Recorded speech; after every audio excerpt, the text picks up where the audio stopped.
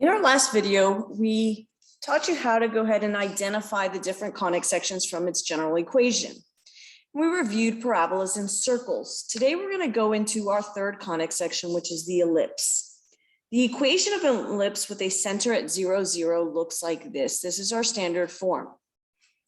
The difference between these two is that the major axis on this one is horizontal, which is parallel to the x-axis, looks like this. The major axis for this one here is vertical, so it's parallel to the y-axis. If you look at the equations, the only thing that's changed is the b and the a. So it tells you where a is bigger than b. So if the bigger number is under the y, then it is going to be a vertical ellipse. If the bigger number is under the x, it is going to be a horizontal. So in this case, our bigger number is under the x. And in this one, the bigger number is under the y. That's going to tell you the orientation of the ellipse. Is it horizontal or is it vertical? We call the longer axis the major axis, and then the smaller one the minor. So from this side here to this side would be our minor axis.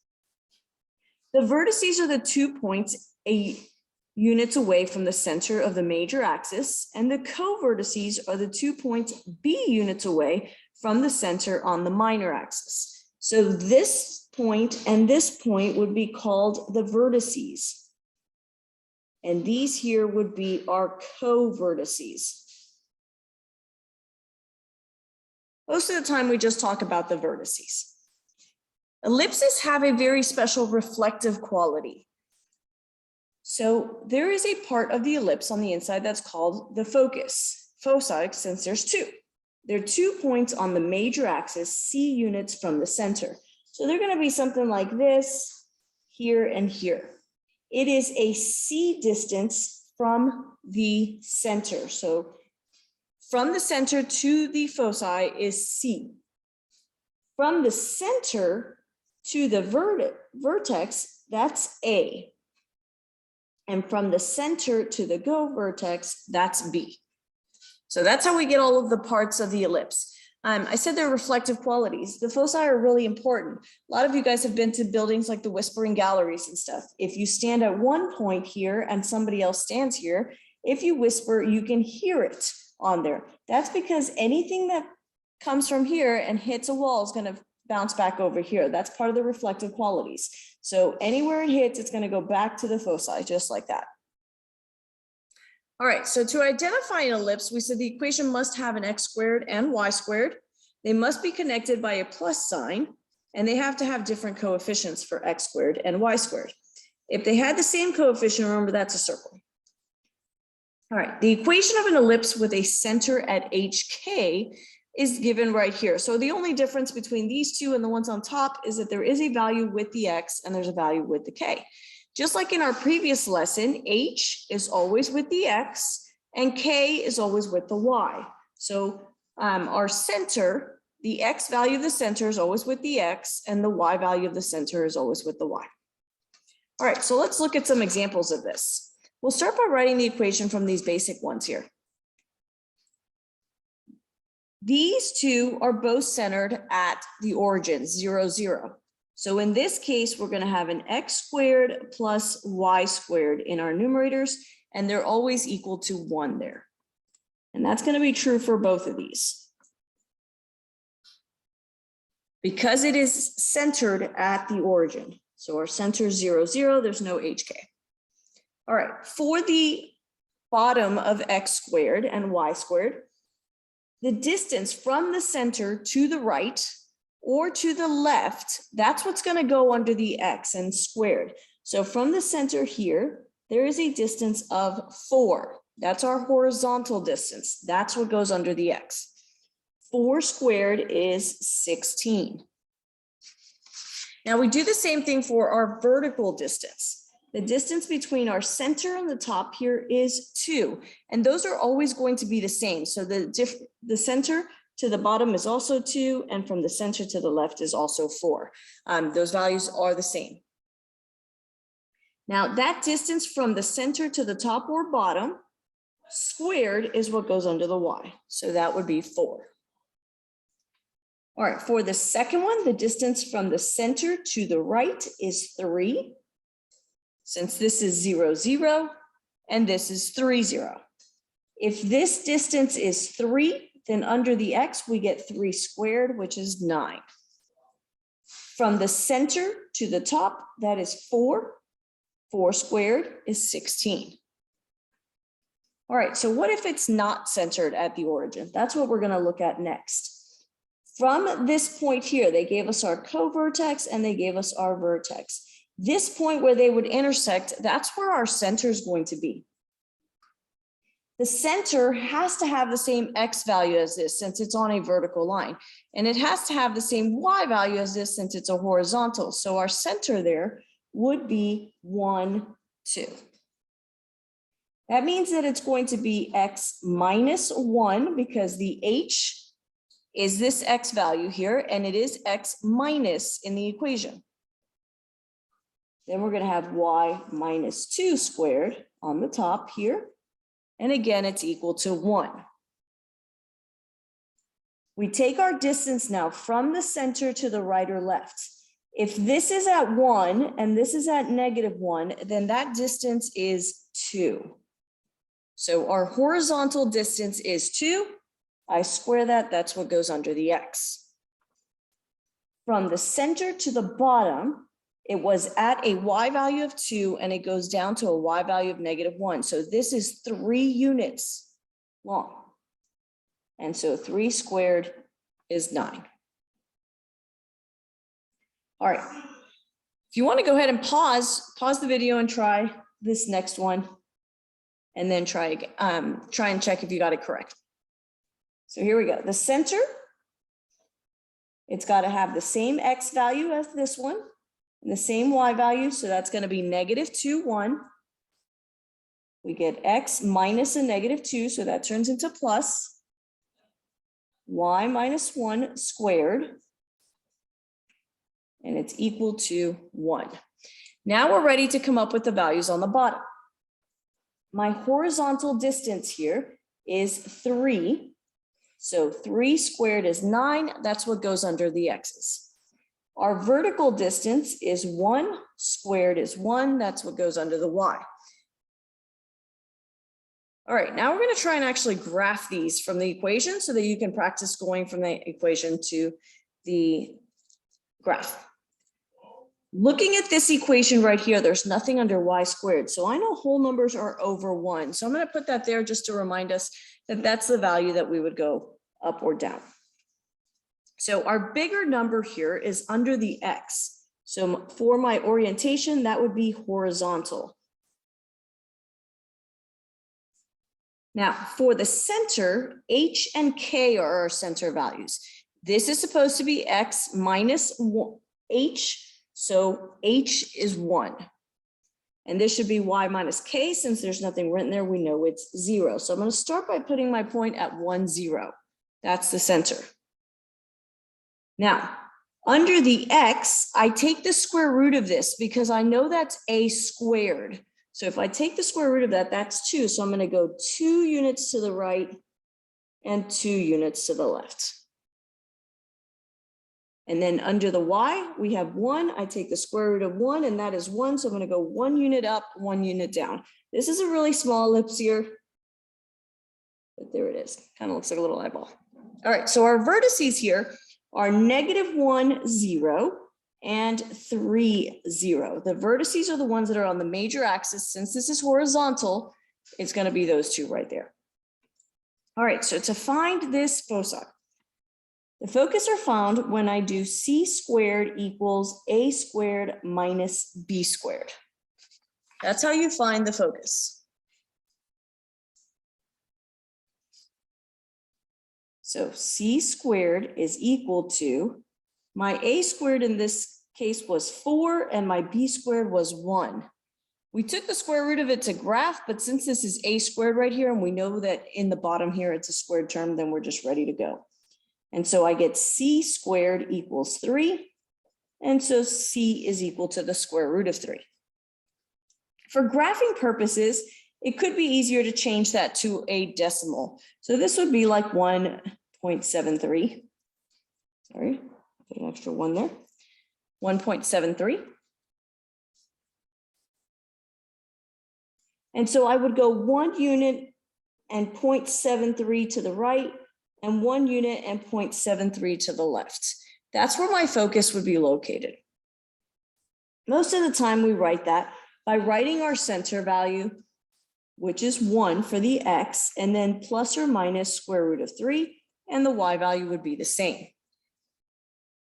So that would be the exact value of our focus. All right, we're going to try another one here. In this case, the 16 is under the y. So our bigger number is under the y. So this is going to be a vertical ellipse. My center is at -2, 1. That's h, that's k. So -2, 1, that's my center point right there. Under the x, we have a 9. So I take the square root of that, that's 3. So I'm going to go 3 units to the right and 3 units to the left. Under the y, we have 16. I take the square root of that, which is 4. I'm going to go 4 units up and 4 units down. I connect my dots, and there's my ellipse. The vertices, remember, those are on the major axis. So that is going to be at -2, -3, and -2, 5.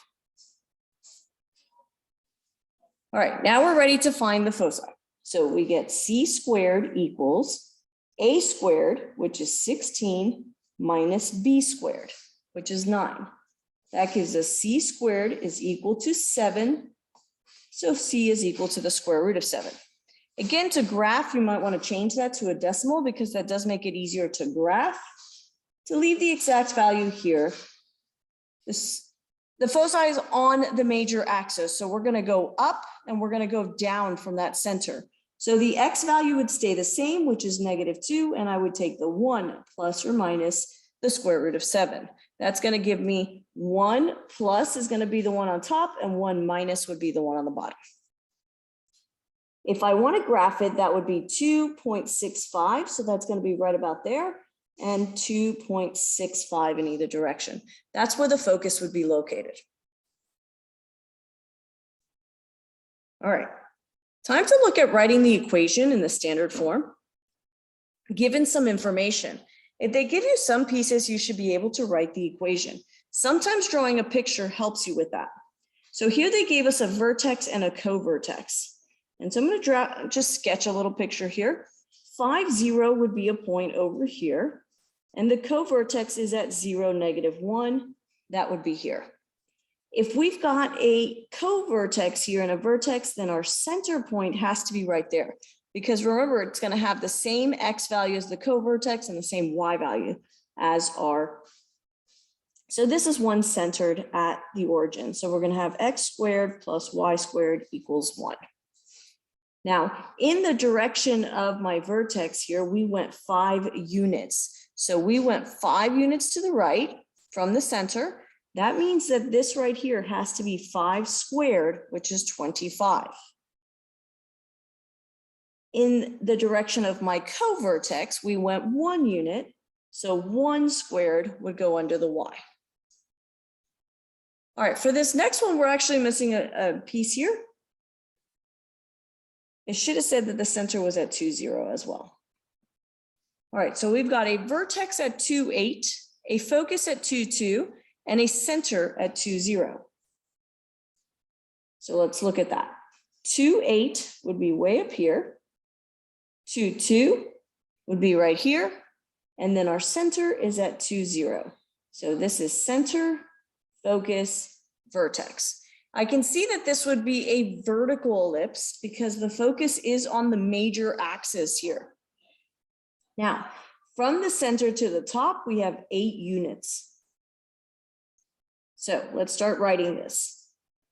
This would be x minus 2 squared, because remember that's h and 0 is k. All right. Under the x, we don't have that information yet because I don't know how much it went left or right, but I do know how much it went up or down. We just said that's 8. So 8 squared is 64. To find this one here, we're going to have to use that focus to think about that. We know that c squared equals a squared minus b squared, so we can start with that. This is 2 units to the focus there, and so my c value is 2. So this would be 2 squared is equal to 8 squared minus our b squared. That's what we don't know, what's going to be here, that b squared. So that is 4 equals 64 minus b squared. I subtract the 64 and I get negative 60 equals negative b squared. Since these are both negative, I can go ahead and change the signs and I get b squared is equal to 60. I can keep going from there, but we know that b squared is what goes here.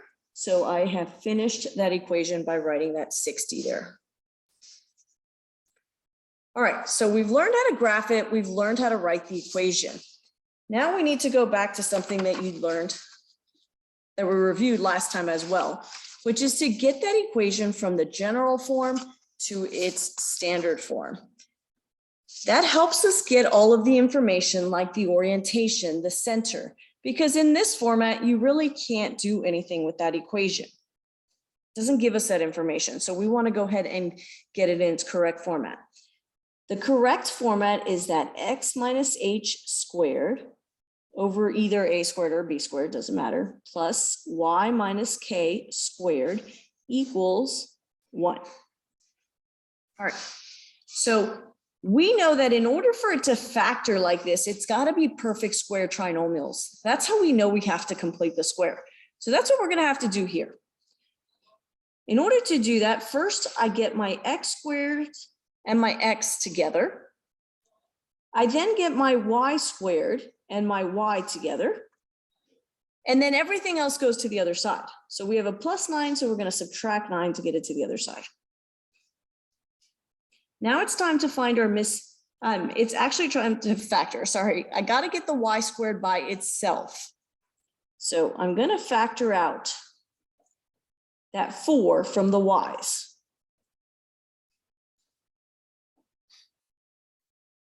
I undid the distribution here. 4 times y squared gives me 4y squared, and 4 times negative 2y gives me that negative 8y.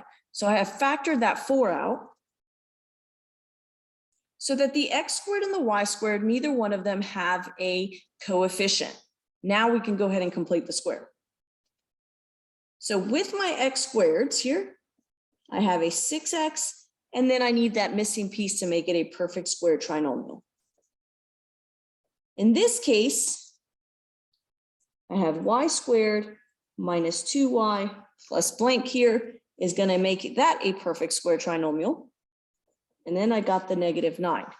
Now, one of the things that's tricky with the ellipses is that here I'm just adding a blank.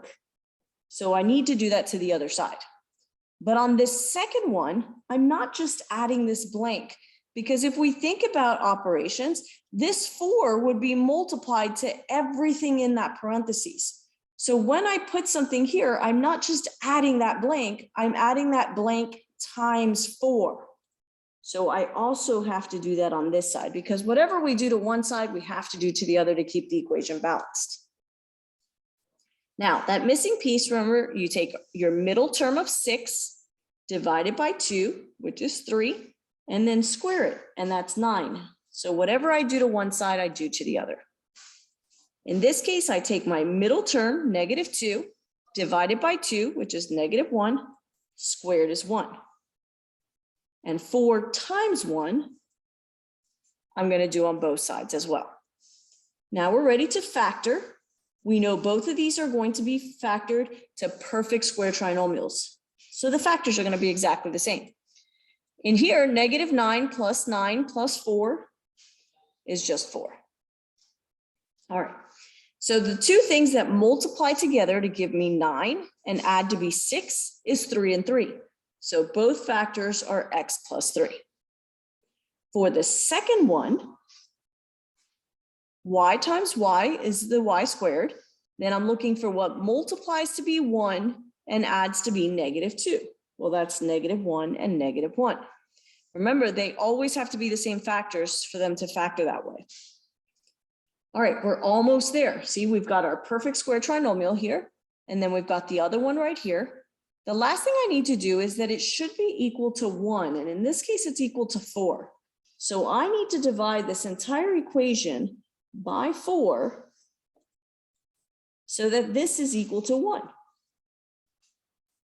In this case, that does not simplify, so it is just going to stay that way. But here we've got a 4 divided by 4, which is just 1. So we have taken the equation from its general form to its standard form. That gives us all the information we need. Now I can see that it is a horizontal ellipse because the bigger number's under the X. I can see that the center is -3, 1 because that's my H and K. I could graph it. I could get the focus. There's so many things I can do with this equation that I could not do with that one. So you should be able to take it from its general form to its standard form. We'll try it again. If you want to pause and try it and then check your work, you can do that. All right, get my X's together. Get my Y's together. Everything else to the other side. We factor.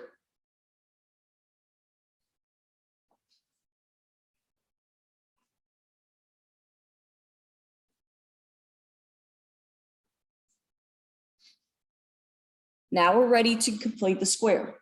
So I'm going to put my missing pieces in each one.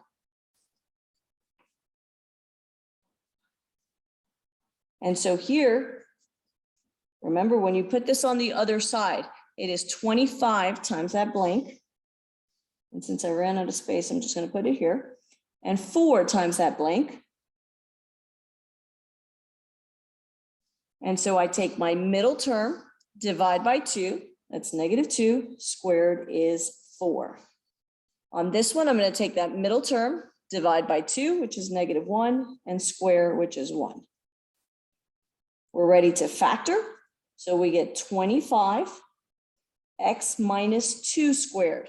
That's what multiplies to be 4 and adds to be -4. That's -2.